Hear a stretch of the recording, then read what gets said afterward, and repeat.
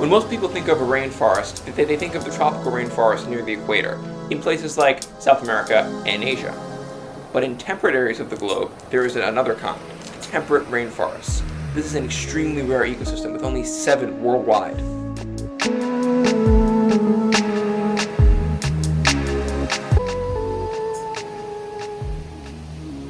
Come along for this adventure as we explore temperate rainforests.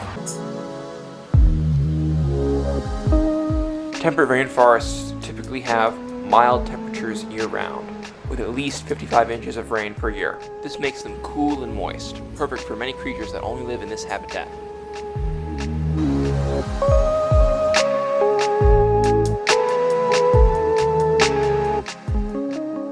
Okay, it took me just minutes to find the first snake of the trip here. Look at this. This is a new species for me, a northern ringneck. It looks very, very similar to the southern ringneck that I find down in Skidaway Island.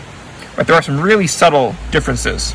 These snakes eat mostly earthworms, but they'll also eat things like salamanders and small insects as well. There we go.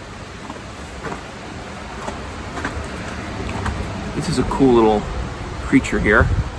This is a harvestman. Now, harvestmen look a lot like spiders, but they are actually their own family of arachnids. They've got those really, really long legs there you can see there, and they use those to kind of feel around them. They're mostly scavengers, so they're eating decaying plant matter or maybe dead insect, but they will hunt small insects sometimes, or little worms perhaps.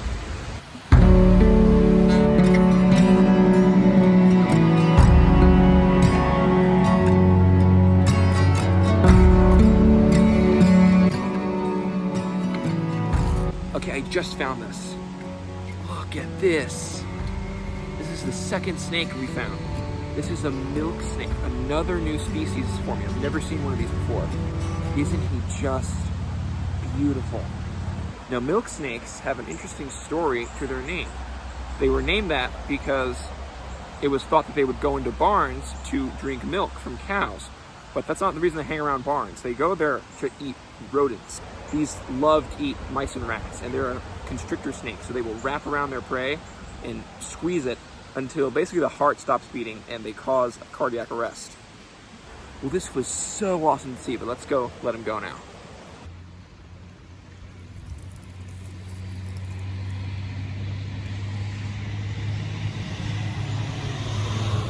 So behind the cabin, there's this rock wall, and what I'm seeing here is that it's wet. It's very, very damp.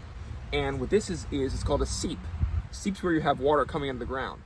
There are a lot of these miniature caves and small crevices, and I think at night, this would be a really promising place to explore.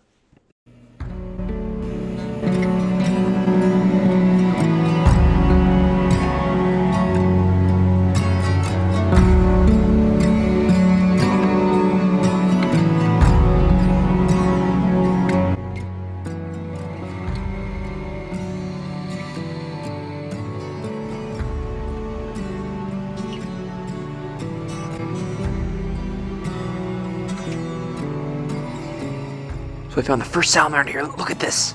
This is a red-backed salamander.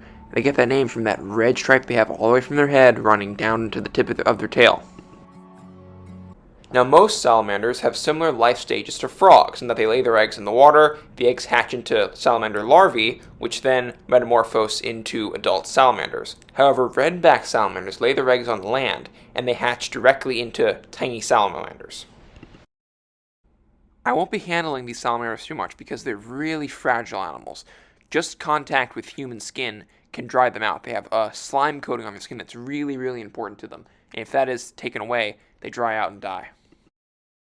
But that's why seeps like this are a great place to find salamanders. They can keep nice and moist and make sure their skin is hydrated. Look at what we have here. I'm fairly sure it's a gray-cheeked salamander, which would be a new species for me. They love these moist seeps because, as I said, they really need to stay moist. Gray-cheeked salamanders get their name because you can see that they have sort of a gray splotch on either jaw.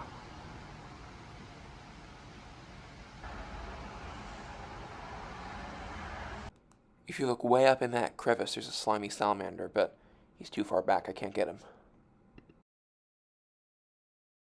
So we just saw a slimy salamander. But that was a little baby. There's an absolute monster specimen right here. Isn't this just a magnificent salamander? They'll release a really kind of a gummy substance that's very sticky and very, very unpleasant, so I'm not going to be kind of handling it. He's back into his crevice there.